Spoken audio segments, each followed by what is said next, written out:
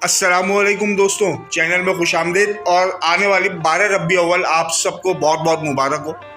12 रबी अव्वल के हवाले से आप ये देखें, जो खराफात, नए खराफात, नए तौर तरीके जो सामने आते जा रहे हैं, क्या इस तरह से सेलिब्रेशन करना 12 रबी अव्वल की, क्या ये दीनी तकाजा है? एक दीनी त्यौहार को आप गैर इस्लामी तरीके से मनाएं, क्या इस बात की दीन इस्लाम इजाज़त देता है? 12 रबी अव्वल मनाने से कोई इनकार नहीं, लेकिन इस तरह से जश्न मनाने पे ज़रूर इनकार है। आप जश्न ज़रूर मनाएं और इस दिन खैरात भी ज़्यादा से ज़्यादा करें, गरीबों को खाना खिलाएं।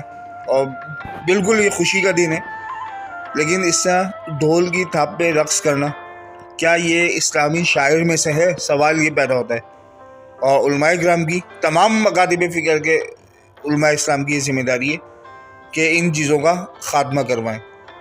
अल्लाह हाफ़िज़।